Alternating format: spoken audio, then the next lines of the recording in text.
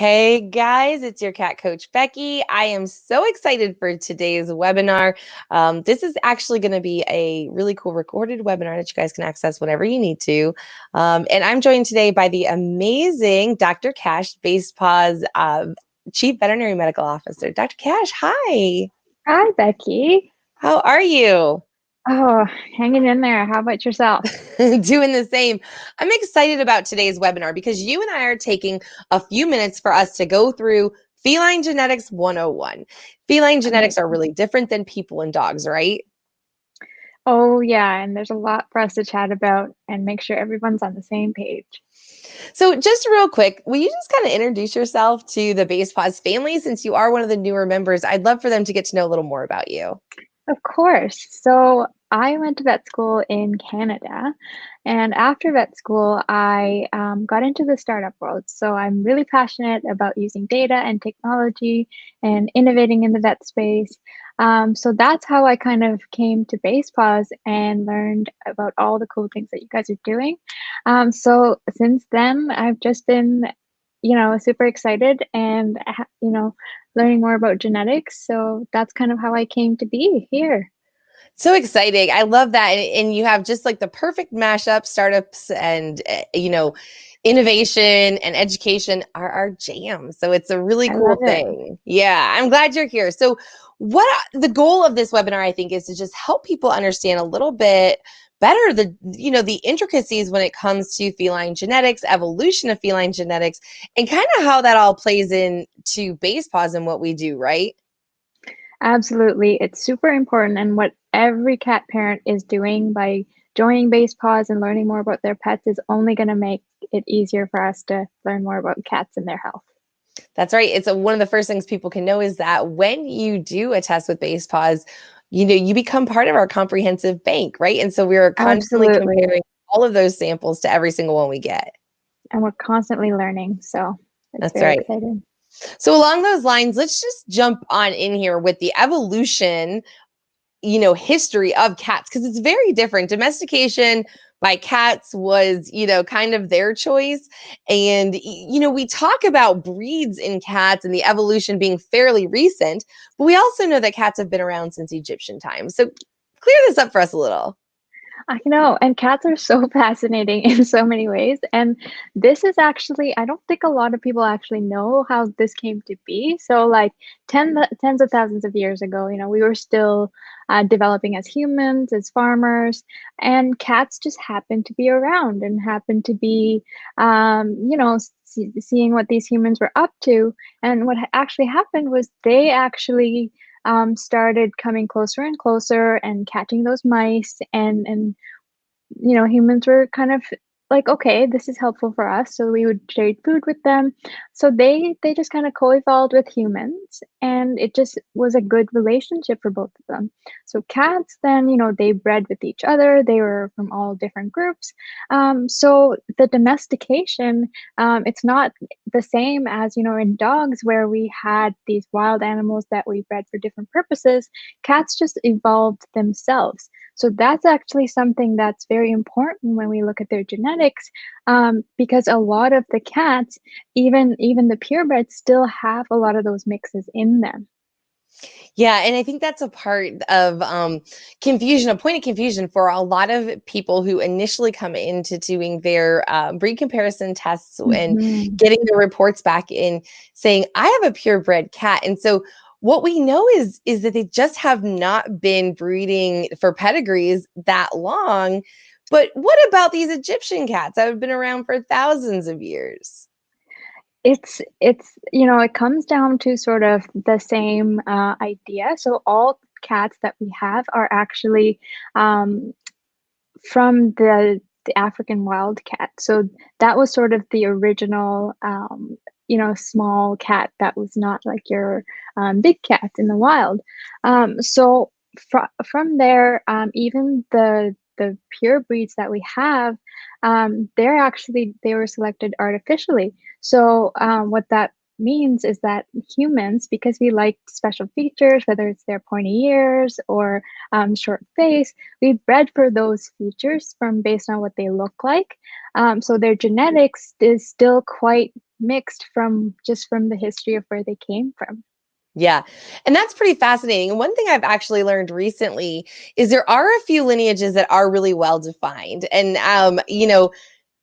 I hate to say, but almost basically inbred to preserve that really high level. And Bombay cats are one of these. Thai Oh, Siamese cool. are also another one of these as well. And what we find are cats on islands tend to have these really strong lineages because of their isolation, which I thought is really pretty cool. That's very interesting. Yeah. So I guess that speaks to, sort of what happens naturally, you don't have a choice, but you kind of you want to have more of your own kind, so you just have, yeah, that's really cool. I didn't know that, Becky. Yeah. So I find that interesting, that when we isolate these groups, we tend to see these stronger, these more defined lines. But like you said, in the majority of pedigrees, we really do see a long line of lineage mixes, and that it really has only been like less than 100 years that we've really been taking these groups and breeding them out for those physical, or I think even sometimes behavioral traits. Exactly, and I think you're sort of talking about this because we get a lot of questions, in our breed comparison report about how we actually determine that, and it is very different from that of dogs, because we break it down into different groups. So whether you fall more into the Western breed group or the Eastern, or and then we have a separate category for the polycats. So that's and maybe Becky, you can help add some more information for our audience here. But that's sort of the reason why there you see a bunch of different breeds on your breed report. Yeah, absolutely. And I think again, like you said, it's a point of confusion, I think sometimes, but like you Yeah. said, we have these really neat delineations of geographically where your lineage is most tied to. And I think we actually even see this on the human side a lot, right? There, we don't say that you're this percent from this city or this town. And a lot of times you just kind of get, your Western European or Eastern European. It's very similar to that, right?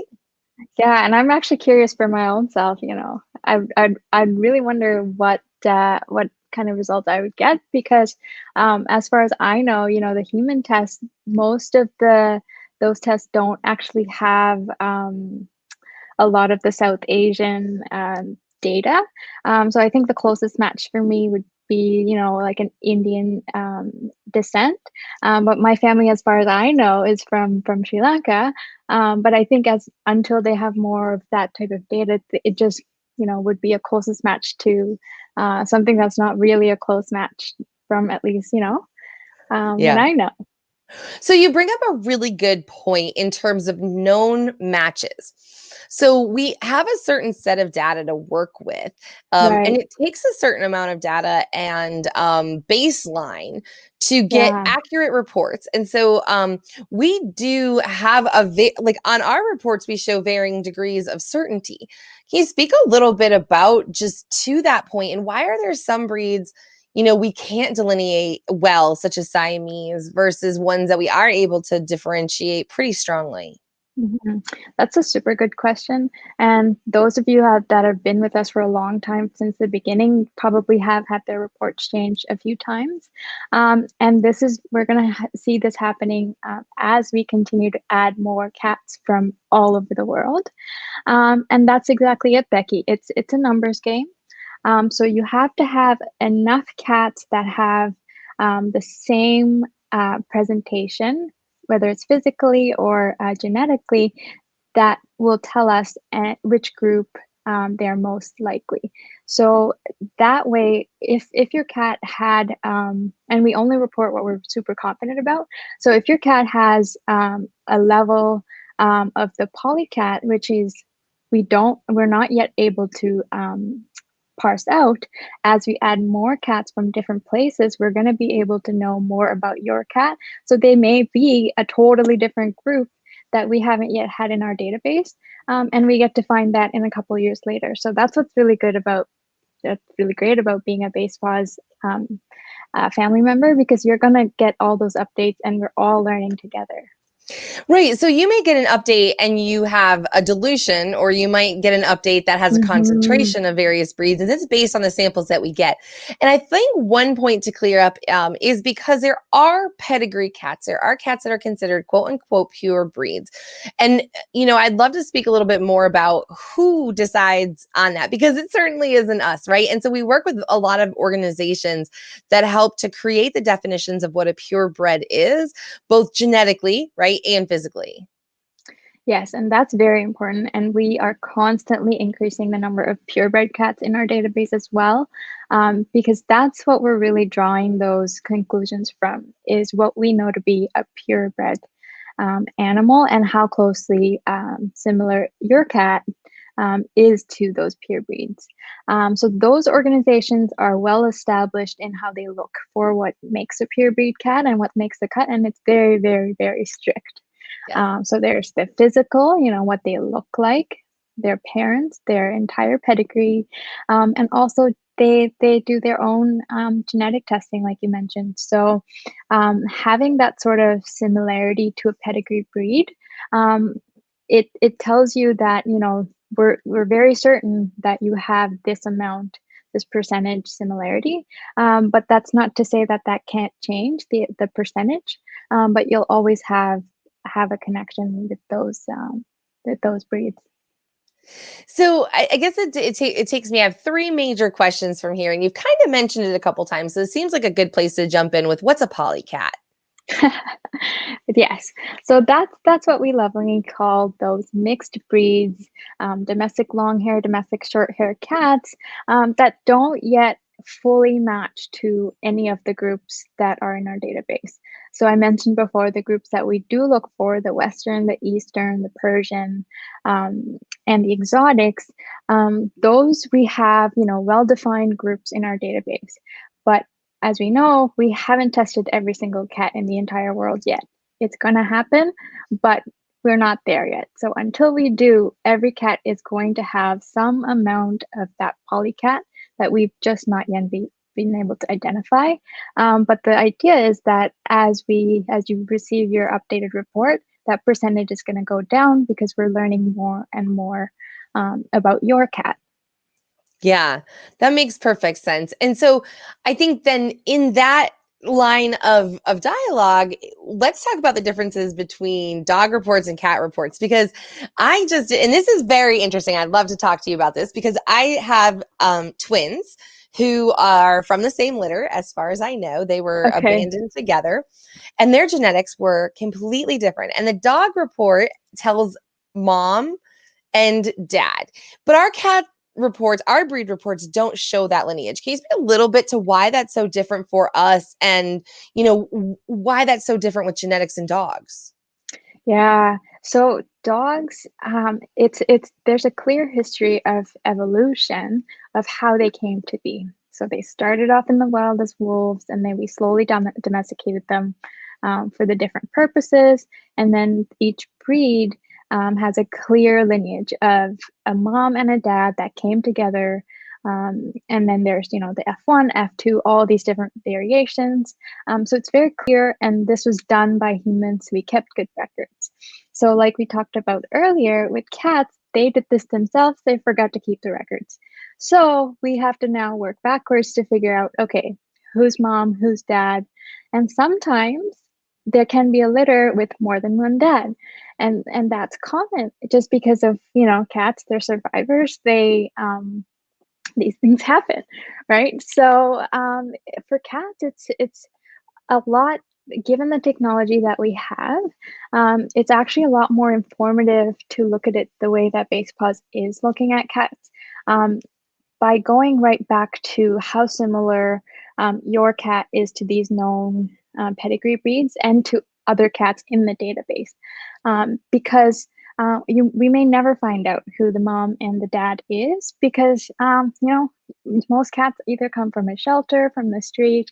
It's very rare that you have a well-known cat with two parents, and in the case of a pedigree cat, you will.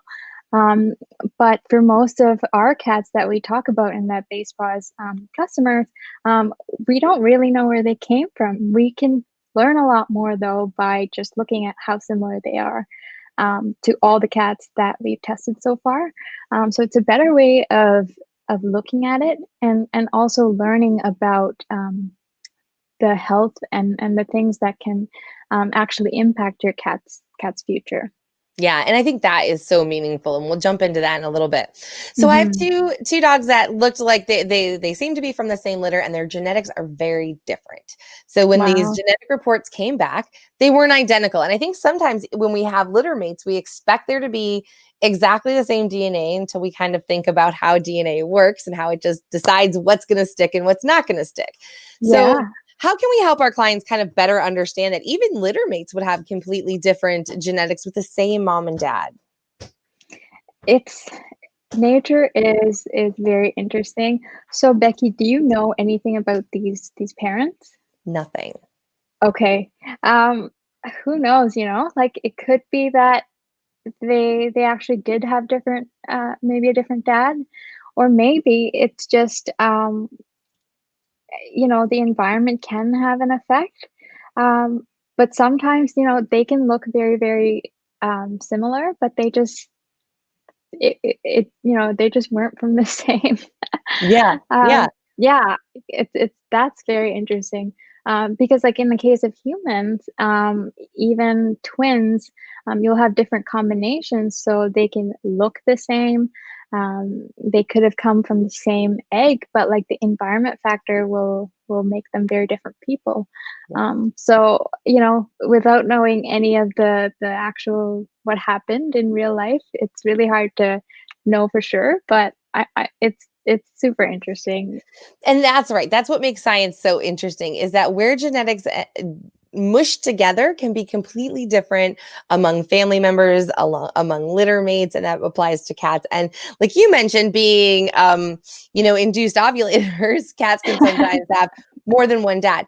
One thing that seems so interesting with that is, do we know anything about genetically what causes certain traits? So one thing we regularly find is a lot of short-haired breeds, but we have a long-haired cat. Or, we have a cat that really looks like a Russian blue, but we don't see Russian blue in there. I know. Um, and a lot of times we go straight for those physical traits. So, I think that can sometimes be a little confusing too. So when we have a cat that looks just like a Siamese, or it's a big 17 pounder and we know it's a Maine Coon, can you Yes. speak a little bit to how that will reflect or not reflect in the reports?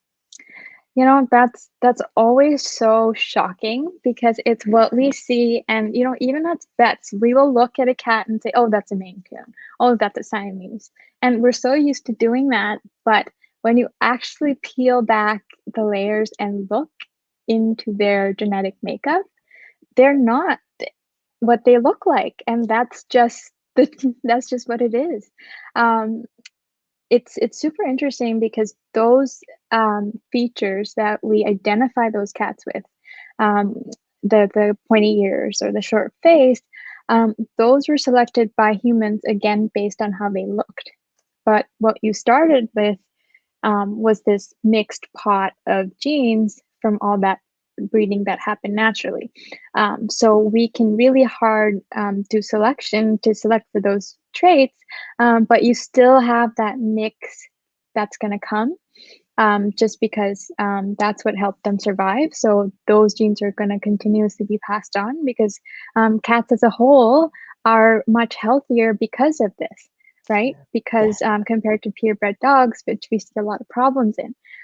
So those genes, they're very powerful. So there's lots of health conditions that um, essentially we may have caused because of this selection compared to a cat that didn't have that. So yeah, there's lots of health related traits that we can see, but also yeah, physical looks like the long hair or the short hair isn't necessarily linked to um, one gene. So it may be a combination that you get that look of a rag doll. But yeah, it's very shocking, even to all of us, because Yeah. we're so sure that that's a Maine Coon, but when you look at it, you're not all what we think you are. I mean, it's so true. And when I talk with clients, I kind of equate it to, well, one, my sister and I, she's Okay. got, oh, Oh, hi. hello. He says, I actually do have some Maine Coon in me. I did have a significant amount. I was a big boy. That's Um, right. You and just all got them clear markers. That tested. was the best point. Yeah, I got both of mine 2 years into it. Don't bite. He likes to bite me. Speaking of nature versus nurture, we'll get into that. He's a biter. So, I tell my clients, it's like my sister and I don't look alike and we don't act alike, but we have the exact same parents. And a lot of times, when you do your DNA, you'll find out, maybe like I have African American in me, but I certainly don't appear African American in any way. But that Mhm. doesn't mean I'm not back there in my lineage. And That's so I right. think in a lot of ways, we're looking at lineage for our cats when we're looking at this report to see what breed markers we see in the historic family lineage of the cat, correct? Right. And it basically comes down to, their history. We're trying to find out from what we know today. So we're working backwards. Yeah. Yeah. So that's basically what we're trying to do. It's beautiful. It's a wonderful thing that we do. And one of the most important things that we do, and one of the most important reasons for this is the health markers. And so we want to give that, of course, some time to talk today Mhm. because, it's such there's so many things that we find to be really devastating. And when I talk to clients, I kind of lean into HCM as one because we find that most of the time our clients find out our cat is affected by HCM, which is hypertrophic cardiomyopathies. Or myopathies, depending on where you put your syllables, that they have actually passed away. And it was Oh, very sudden and very devastating. And this is one of the most common genetic conditions that we've identified and we see, and we're working very hard to eliminate, right? absolutely. As vets, we usually think about genetic testing for the myopathies, like you mentioned. Sometimes another kidney disease is the polycystic kidney disease. That's a big one. And so those things, a lot of the time, what actually happens is, we're lucky if we do see them in the clinic. But a lot of these cats with genetic health issues pass away before we ever even see them. Yeah. And a lot of these diseases we start to see, under 2 years of age because it's genetic. So can you imagine having a kitten with kidney disease? It's super difficult and they don't make it. So it's very, very sad. So if you do suspect anything, doing a test is super, super informative. And I've also found that it brings some peace of mind to people who have, Yeah, lost a pet because of this, that they say, okay, it's just, and even for myself, I found like my heart to flutter as I opened my report and kind of like, oh, I didn't even think about how worried I was about these health markers until I knew I was going to see carrier or negative or right, at risk. So right. that's another thing I'd like to talk about because we do provide a couple different statuses on these genetic mutations. And so Mhm. what does that look like and when do we become concerned and not? So, just to remind everybody, the statuses that we do provide, so you can be clear for our one of 38 markers. So we look for 17 different diseases today, but this just is growing all the time. So if you get a clear, that generally means that you're negative for that particular marker. Um, and then if you're at risk, which is the other end of the spectrum, means that that marker is present and there's a good chance that if something doesn't change, if we can intervene, if we don't intervene, then you might see that disease.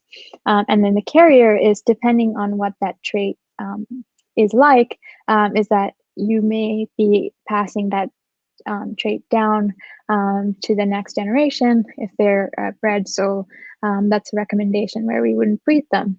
But I want to make sure that we really, really talk about this concept of nature versus nurture. So the nature part comes from, okay, so I know that my cat is either at risk for this disease or a carrier based on my Basepaws report.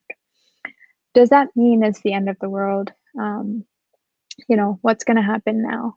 And the answer to that is not necessarily, because just because you have that particular marker, maybe there are some things you and your veterinarian can do to either delay the effects of that condition or to support your cat before they start showing symptoms.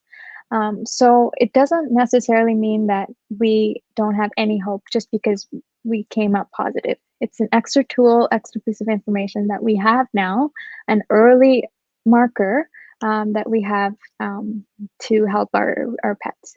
And the other side of that is, let's say now you're clear for this particular marker. Does that mean then I'm free to do, whatever I don't have to worry about anything. I don't have to go to the vet.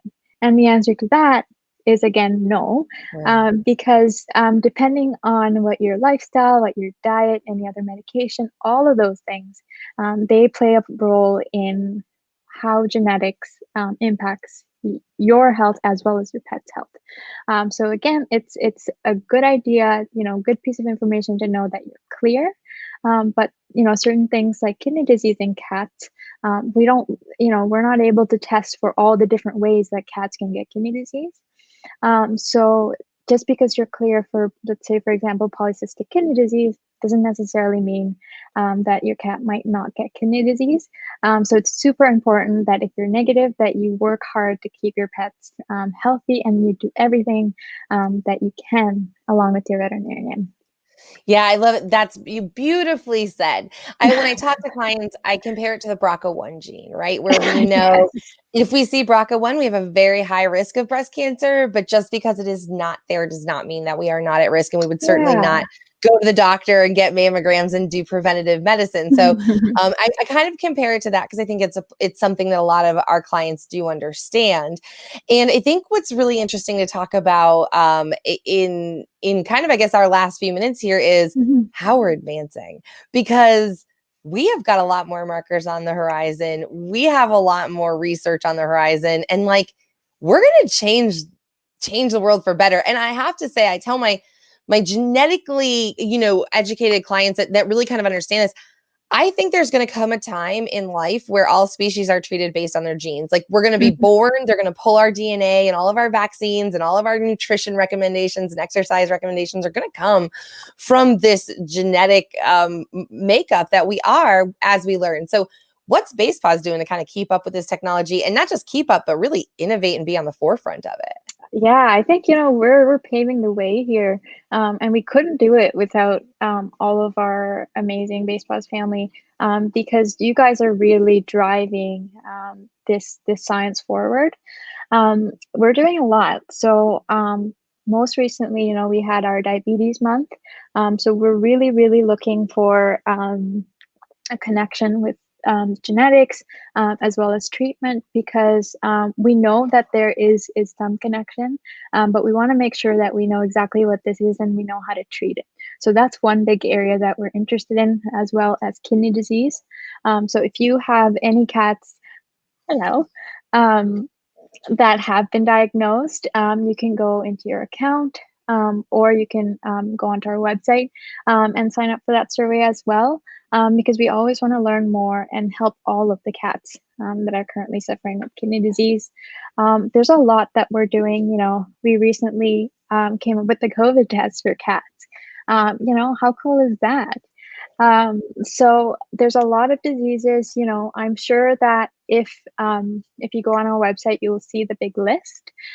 So we're constantly recruiting for all these diseases, and we want to honestly make the world better for all the cats. So tell your vets, go sign yourselves up. You get a free kit if you qualify for any of our trials.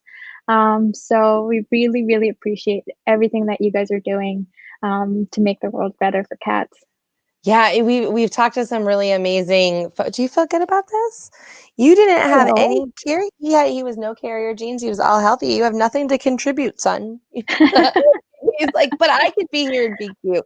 But I can be cute. But to that point, my other kitty was a factor 12 deficiency carrier, and even if we're not breeding our kitties, this is something I was very interested in. It was something important to know. And it is something we can empower ourselves with. Mhm. Um, And all of this knowledge is stuff we can empower ourselves with. And so to your point, when we have known conditions, letting us know, even if they're ones we're not asking for, just reach out and let Yes. us know, because we don't know what we don't know. And we could Yeah. have upcoming studies. We're looking for all of those markers. And we do put a lot of effort into doing this for the sake of eliminating these conditions, right? To eventually say we can stop the Mhm. genetic you know, um, regeneration Mhm. of these conditions, and really truly, like, long term improve decrease suffering and improve health in cats. I mean, this is really about a better world for cats. I love it, and, if we can't eliminate it, we can find a cure because, when you can treat with genetics, that's huge, and there's a lot of good research being done on that too. So, Becky, can I just ask you a last question? Yeah. Are you doing anything differently now that you know about your other kitty's, condition? I personally don't, because she was only a carrier and she's spayed. Okay. She's been spayed for a long time. That being said, we've done some client calls where I've seen high risk for factor 12. And with these Okay. guys, the first thing I do is I tell them, you head to your veterinarian and let's get those clotting factors tested. Let's make sure that you are clotting in an appropriate time, and make Right. sure your veterinarian's aware of this. As a veterinary technician, if I knew one of my patients, say, for example, had that factor 12 clotting deficiency, I would use a small vessel for annual blood work. I just wouldn't Right. go right into that jugular. So it really can tweak how we set our patients Mhm. up for the most success. I And love it's it. just as simple as changing the vessel I would do a collection from, or prior to surgery, knowing, maybe even if you have multiple cats in a household and you know that you've Yeah. got a factor 12, maybe soft paws for everybody, just in case there's anything like that. So I think it gives us that foresight for the future. Um, but even just seeing that, like, as a mom, my heart just Mhm. kind of was like, "Oh, thank gosh she's only a carrier." And, like, I did feel Yeah. empowered knowing that. I do also know she has never reproduced. So I know that I've had her since she was a young lady. So I know that we kind of stopped that. And that's a big part of the TNR movements, right? That we are getting in front of these populations that are out there that are breeding kind of out of control, and being able to Yes. stop a lot of even that perpetuation, right? It's Yeah. not just about stopping kittens. I love it. Yeah. Awesome. Thanks so much, Becky. Dr. Kash, thank you. Welcome to the team. You've been around a while, but I'm excited that our folks are getting to meet you and know more Yes, about I'm you. You're excited. brilliant. We're lucky to Oh, have you. And you guys, don't forget to reach out to us. We love to talk to our clients. We love to educate. We love to answer your questions. And we love to hear the questions you have we haven't thought of. So don't hesitate to reach out to us at Basepaws. Make sure you're tuning into Facebook and Instagram, where you can learn lots of tips and tricks on health, and lots of webinars where you can meet some experts and hear more about how to keep your cat healthy and happy for a long time to come. awesome. Thanks, guys.